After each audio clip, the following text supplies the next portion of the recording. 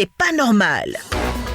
Une situation vous déplaît, vous en avez gros sur le cœur, vous êtes exaspéré par un certain nombre d'événements. Radio Côte d'Ivoire vous ouvre une lucarne pour crier votre mécontentement dans le bon ton, la courtoisie et le respect. Je dois contre le collègue des professeurs. On dit code d'inscription en ligne, fiche de renseignement, affecté de l'élève, 6e et 5e, kit d'inscription des affectés de l'élève, permis, livret scolaire, RAM, chemise cartonnée et enveloppe timbrée. Je me tiens contre cela. La ministre a dit que vous êtes hier.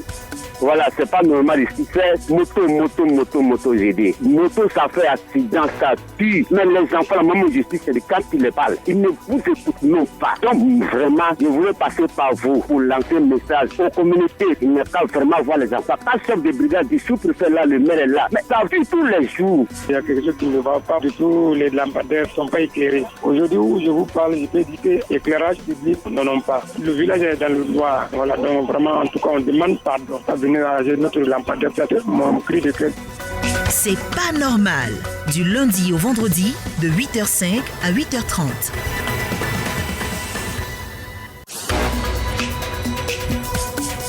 Mesdames, Messieurs, merci d'être avec nous sur Radio Côte d'Ivoire. Nous sommes numéro 1 sur l'info et le sport, la radio encore plus proche de ces populations. C'est pas normal, numéro spécial pour aujourd'hui. Mesdames, Messieurs, amis auditeurs, vous avez été nombreux à vous plaindre de la dégradation avancée de vos voiries, chez vous, de vos routes. Et on vous le disait, vos plaintes tombent forcément dans des oreilles favorables. Et le CICG, entendez le Centre d'information et de communication gouvernementale à travers le cabinet du Premier ministre, est rentré en contact avec Radio Côte d'Ivoire pour nous envoyer un expert sur la question de la route afin de vous donner des réponses concrètes. Et nous avons avec nous Monsieur Kila Tionso Joël. Il est le directeur de la gestion du réseau de la recherche de l'agence des gestions des routes. Monsieur Kila, merci d'être avec nous. Alors, vous êtes venu pour répondre donc aux préoccupations des populations sur la question de la route. Nous sommes très heureux de vous recevoir. Nous allons tout de suite démarrer. Nous avons eu plusieurs appels des auditeurs en ce qui concerne la route un peu partout dans la Côte d'Ivoire. Nous allons commencer donc par ces préoccupations et nous déposons nos valises pour ouvrir à Amiens-Kwassikro. Et nous retrouvons nos chers amis Zongo Ahmed ou encore Yeo Bagé Moussa ou bien d'autres qui ont régulièrement appelé sur Radio Côte d'Ivoire pour dénoncer les voies impraticables en ce qui concerne leur région. Et je reviens donc sur les informations qu'ils pouvaient donner, disant que la voie Amiens-Kwassikro à Niansué est dégradée, difficile d'envoyer nos produits à Bengourou, difficile de transférer nos malades, difficile parce que la route est inexistante. Amiens-Kwassikro à Niansué. Monsieur Kila, dans un premier temps, qu'est-ce que vous répondez à nos amis Ahmed Zongo et Yeo Bagé Moussa, pour ne citer que ceux-là? Merci madame. Déjà, il faut dire que Amiens-Kwassikro est dans l'Indinio Diablin et dans le cadre des travaux d'entretien routier qui sont chaque année initiés par le ministère de l'équipement d'entretien routier. Amiens-Kwassikro a été pris en compte pour la réalisation des travaux cette année 2023. Et les travaux sont prévus démarrer, on va dire, autour du mois de mars, parce que la contractualisation est en cours et s'achève autour de fin février. Donc pour un début de travaux, on va dire autour du mois de mars 2023. Il faut dire que pour cette région de l'Indinio Diablin là, il y a pratiquement plus de 900 km qui sont prévus en reprofilage lourd et traitement de points critiques pour pouvoir quand même soulager en fait les populations dans cette zone. Début des travaux, vous dites mars 2023. Mars 2023. Est-ce que les populations doivent retenir début des travaux pour l'axe Amiens-Kwassikro à Niansué, mars 2023? On va dire début des travaux dans la région pour le programme d'entretien routier 2023 mars. D'accord. Alors, nous allons quitter donc Amiens-Kwassikro pour progresser. Nous nous retrouvons d'un point à un autre, nous quittons l'Est pour l'Ouest. Nous sommes à Blény-Meouin. Blény-Meouin, nous avons régulièrement eu les appels de Seigneur Reagan pour dénoncer le mauvais état donc des routes. Il dit, la route Blény-Meouin-Bongolo est dans très mauvais état. Pour aller à Diokwe, c'est tout un calvaire. Que les autorités nous viennent en aide. en remblayant le pont pour que nous ayons accès à notre région. Voilà. D'accord, pour ce itinéraire particulier, des travaux avaient été initiés les années antérieures. Bleni Meouin Bangolo. Bleni Meouin Bangolo. Malheureusement, l'entreprise n'a pas achevé en fait les travaux en laissant en fait un ouvrage sans le décoffrer. Donc là, les dispositions sont prises sur le nouveau programme qui va se dérouler bientôt. Il s'agit exactement du pont de Son. C'est ça. C'est ça. Donc des dispositions sont prises sur le nouveau programme pour pouvoir non seulement reprofiler la route Bleni Meouin Bangolo, mais également d'achever définitivement l'ouvrage concerné en décoffrant et en faisant les remblais d'accès. D'accord. Et ça, c'est pour quand? Ça, c'est pour la même période de mars 2023. De mars 2023, pareil que pour Agnan-Sui. Pareil que pour Agnan-Sui. D'accord. C'est pas normal.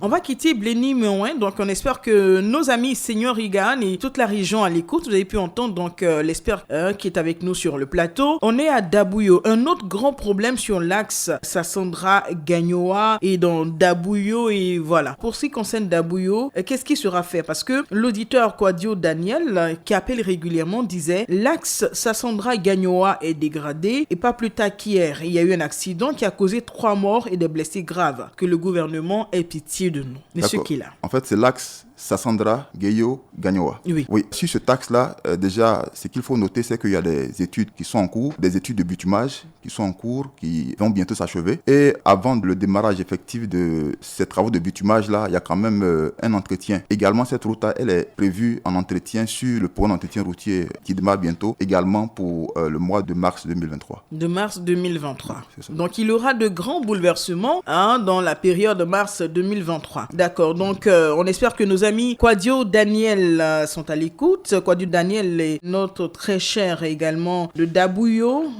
Voilà, Sori Amarad. C'est pas normal.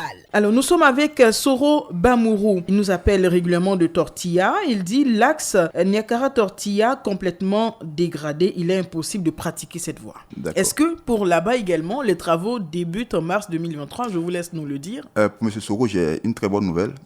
Les travaux de bitumage de cet axe-là, en fait, sont prévus et le lancement est prévu pour le 26 janvier prochain, c'est-à-dire la semaine prochaine. Le 26 janvier, c'est dans... Le lancement des travaux de bitumage. Waouh, c'est dans 6 jours? Tout à fait. C'est dans 6 jours. Donc déjà, la population de Tortilla peut commencer à se réjouir. Bien sûr. Très bien. Alors, Monsieur Soro Bamouro, voici la bonne nouvelle. Le lancement donc des travaux prévus pour ce 26 janvier 2023. On est très heureux quand on a ce genre de bonnes nouvelles. C'est pas normal. Alors, on est à Karabiri cette fois-ci. La route Karabiri n'est pas bitumée. Elle est dans un très mauvais état. Cite Fanny Abdoulaye, un de nos plus fidèles auditeurs qui appelle régulièrement pour dénoncer. Alors, pour Karabiri, qu'est-ce qui sera fait? Oui, pour Karabiri, c'est également en fait la même situation que les autres axes qui ont été tout à l'heure en fait évoqués. Les travaux également sont censés démarrer dans la même période en fait de lancement du programme d'entretien routier 2023.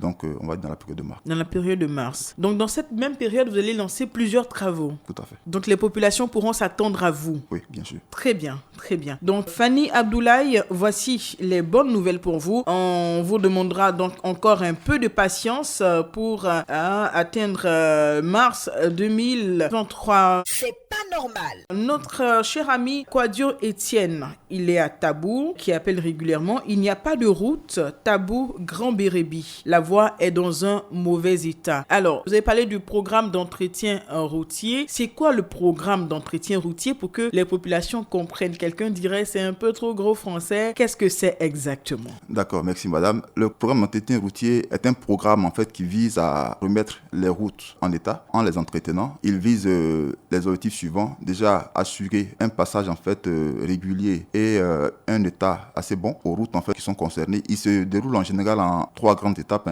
Dans un premier temps, il y a nos équipes qui vont sur le terrain, qui parcourent l'ensemble du réseau national, qui relèvent tous les besoins en termes d'entretien du réseau. Après cette phase de relevé sur le terrain, il y a une évaluation qui est faite au bureau, de sorte à pouvoir chiffrer les besoins en termes de travaux.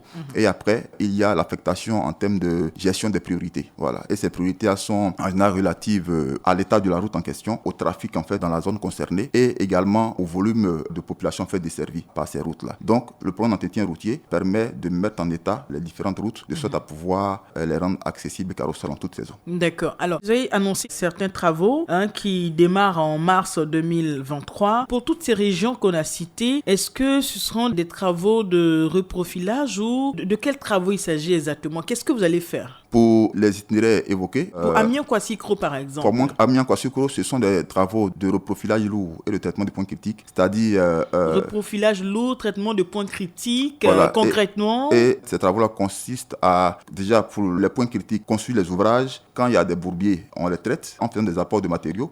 Également, quand vous avez des côtes glissantes ou des zones qui sont... Justement, il y en a. Et dans la saison des pluies, c'est absolument dangereux. Voilà, donc ces travaux-là, justement, consistent à traiter tous ces points critiques-là, toutes ces zones singulières, de sorte à pouvoir rendre la route carrossable en toute saison. D'accord. Pour le pont de Son, par exemple, vous avez dit qu'il y aura répétez le terme, le décoffrage. Le décoffrage. D'accord. Le décoffrage de l'ouvrage. En fait, pour tous travaux en général de béton, pour les ouvrages, il y a le coffrage qui est fait pour pouvoir couler le béton. Et après les travaux, pour le rendre en fait accessible cet ouvrage-là, on décoffre, on enlève en fait le bois qui a été mis pour supporter le béton qui a été mis en œuvre. Donc, alors, cette activité-là... Qu'est-ce qui s'est passé pour que ce coffrage reste en place pendant très longtemps et les populations n'arrivent pas à circuler? Finalement, ils ne bénéficient en rien de cet ouvrage qui a été mis en place. Ça a été une défaillance au niveau de l'entreprise qui a réalisé les travaux. Et ça, le ministère de l'équipement d'entretien routier prend toutes les dispositions pour pouvoir y remédier. D'accord. Donc, ce sera fait très vite pour que nos populations puissent circuler. C'est cela. C'est ce que vous dites. C'est pas normal.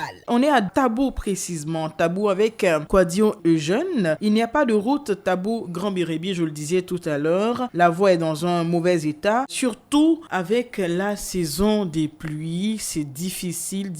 Qu'est-ce que vous prévoyez, monsieur Kela, pour nos populations à Tabou, à Grand-Bérébi et tous ceux qui se retrouvent sur cet axe-là? D'accord. Il faut déjà dire que Tabou-Grand-Bérébi, c'est le chaînon manquant de la côtière. D'accord. Parce que là, aujourd'hui, on a des travaux de renforcement de la côtière à partir d'Abidjan jusqu'à Grand-Bérébi ont été initiés et sont en cours. Pour la section Grand-Bérébi-Tabou, il faut noter que les études sont en cours, des études en fait qui permettront de faire le renforcement au même titre que les sections avant, de sorte à pouvoir assurer la continuité de la côtière jusqu'à la frontière. D'accord. Concrètement, on retient que les études sont en cours et les travaux vont démarrer naturellement après les études qui sont initiées. Et ces études-là, vous prévoyez les terminer à quel moment pour que la population quand même ait un petit soulagement au cœur en se disant certainement à telle période les travaux vont démarrer, parce que les études sont en cours, les études peuvent durer encore 2 ans, on peut encore durer 3 ans. On a une forte population qui nous écoute à Tabou, à Grand-Bérébi en ce moment. Ils sont tous cochés, ils voudraient avoir quelque chose, une information concrète.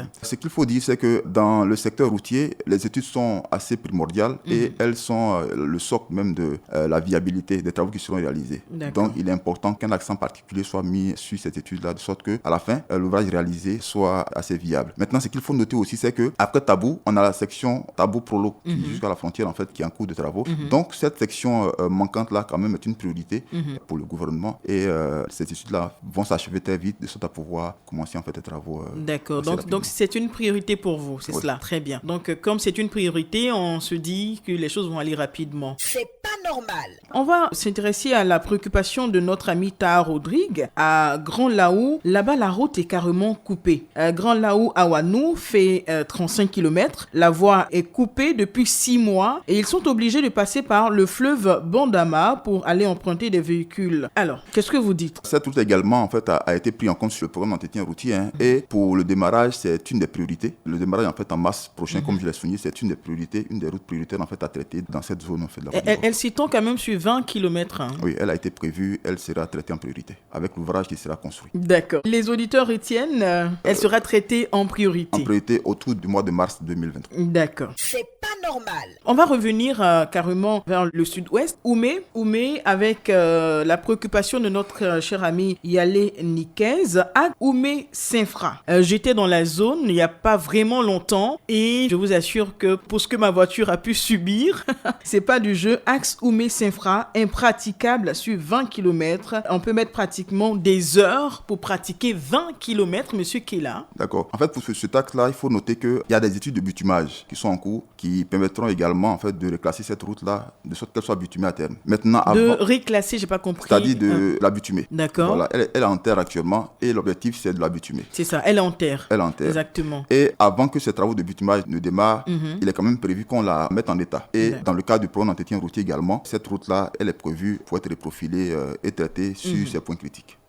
D'accord. C'est pas normal. Le prochain donc auditeur Fofana Abdoulaye à Dania, l'axe Dania-Vavois, on va en parler rapidement et puis vous allez nous dire ce que les populations doivent retenir de votre passage ici concrètement. Donc axe Dania-Vavois. L'axe Dania-Vavois également, ce qu'on doit noter sur ces itinéraires qui ont été globalement cités, dans ces itinéraires-là, il y en a qui sont des itinéraires primaires sur le réseau en terre et dans les priorités du programme d'entretien routier qui démarre très bientôt, autour du mois de mars, ces axes primaires-là ont été quand même mis en priorité. Et l'axe Dania également a été mis en priorité, de sorte à pouvoir être traité également dans la période indiquée. Pour ce qu'on doit retenir de mon passage ici sur le plateau, c'est que nous sommes tous des usagers de la route, que nous soyons des ingénieurs travaillant dans le domaine en fait, des routes, à l'AGEROUTE, au ministère de l'équipement d'entretien routier ou dans un autre ministère, nous sommes d'abord et avant tout usagers de la route et le gouvernement met tout en œuvre de sorte à pouvoir donner aux populations ivoiriennes des routes qui sont carrossables en toute saison et leur permettre également d'évacuer les produits agricoles dans de bonnes conditions de sorte à pouvoir alimenter les différents marchés sans aucun préjudice. Alors, nos reporters qui ont eu donc l'occasion de pratiquer toutes ces routes, parce qu'on a pris le soin donc de les sélectionner. Il y a beaucoup de choses à faire en ce qui concerne les routes en Côte d'Ivoire, surtout à l'intérieur du pays. Mais pour ceux qu'on a pu sélectionner, sur lesquels nous sommes en train d'échanger, nos reporters qui sont allés pour faire le constat ont surnommé certaines voies la route de l'enfer, qui sont allés en mission, la route de l'enfer. Vraiment, il faut que quelque chose soit fait pour nos populations. Ici à Abidjan encore, on ne comprend pas ou on ne ressent pas forcément leur douleur ou leur souffrance. Mais pour ce que nous on a pu voir, je vous le disais en off tout à l'heure quand on préparait l'émission, que nous étions à Bengourou dans l'Indéni du Ablan, à une de nos radios décentralisées, mais pour les voies à Niansué, à Mienkwassikro, récemment la mission de Mans, on a nos véhicules qui sont restés dans la boue, on n'a pas pu faire sortir, mais vraiment je vous assure que ce sont les routes de l'enfer. C'est pénible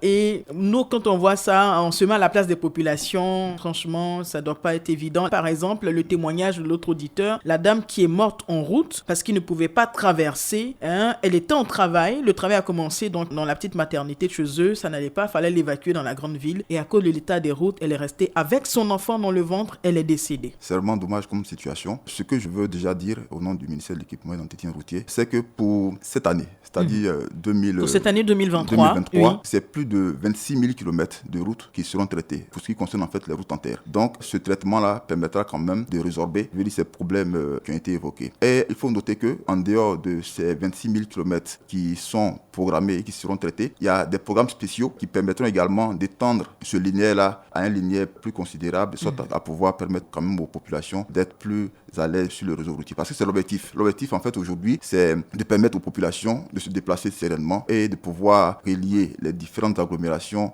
en toute sécurité. D'accord. Et des efforts sont faits par le gouvernement de Côte d'Ivoire de sorte à pouvoir réaliser cet objectif-là. Très bien. Donc, on retient, monsieur Kila, que la plupart des travaux vont débuter mars 2023. Donc, les populations peuvent d'ores et déjà commencer à se réjouir parce qu'ils verront donc à partir de mars 2023 quelque chose être fait en ce qui concerne la route chez eux, n'est-ce pas? Donc, on ne parlera plus de la route de l'enfer à Dania, mais ce sera la route du paradis parce que bientôt, quelque chose sera fait. Merci beaucoup, monsieur Kila. Nous avons terminé votre mot de la fin. Merci à Radio Côte d'Ivoire pour cette opportunité qui est donnée et qui permet quand même de dire aux usagers de la route et aux populations que nous ne sommes pas indifférents à la situation des routes en Côte d'Ivoire et l'État de Côte d'Ivoire et le ministère de l'équipement d'entretien routier travaillent de sorte à pouvoir les mettre dans des conditions meilleures. D'accord. Et permettre aux populations d'être plus sereines et plus sécurisées sur nos différentes routes. Merci beaucoup. Monsieur Kila, je rappelle que vous étiez l'invité spécial de C'est pas normal pour ce vendredi 20 janvier 2023 pour répondre aux questions liées à la route en Côte d'Ivoire. Vous êtes le directeur de la gestion du réseau, de la recherche de l'agence de gestion des routes AGERoute. On espère que nos amis Zongo Ahmed, Yehoubagé Moussa, Sinorigan, Soro Amara, Souri Amara, Soro Bamourou, Fanny Abdoulaye, Kwadio Etienne, Abdoulaye Fofana, Ta Rodrigue, Yale Nikez, Yavo Olivier, Traoré Bassina, pour ne citer que ceux-là, ont pris bonne note. Nous restons les doigts croisés en espérant voir donc ces travaux-là